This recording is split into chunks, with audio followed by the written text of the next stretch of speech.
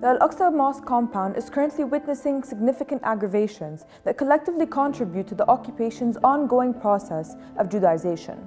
These events encompass intensified excavations, the introduction of new bills by the occupation's legislative body, and controversial actions such as the removal or replacement of Muslim and Christian holy sites.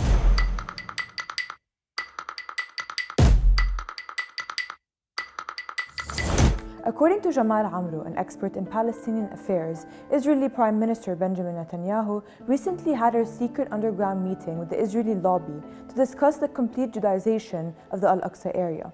Their discussions revolved around implementing up to 13 new projects in the area, posing a clear threat to its inherent nature. Recently, the Islamic Supreme Council and the Council of Scholars and Preachers in occupied Al-Quds voiced their rejection of a bill aimed at dividing the Al-Aqsa compound, presented by an Israeli Knesset member. They specifically highlighted the perceived dangers associated with this bill, warning that passing it would result in the collapse of the mosque and the imposition of an Israeli fait accompli on it.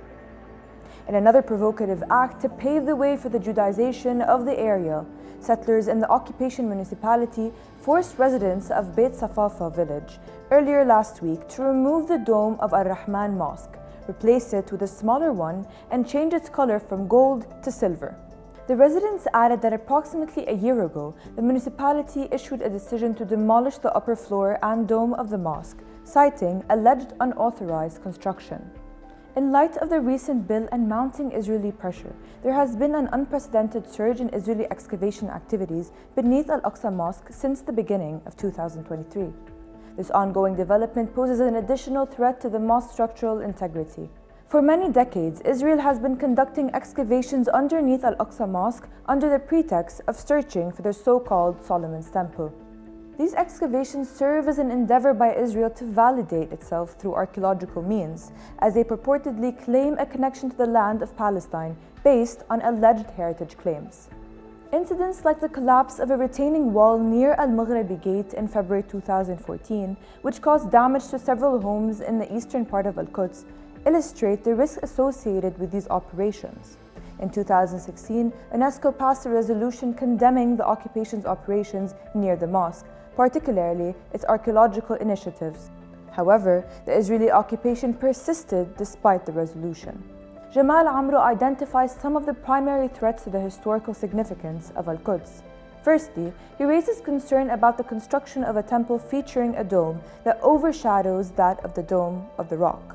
Secondly, he warns against the presence of several buildings in the Burak area, which obstructs the Palestinians' view of the mosque.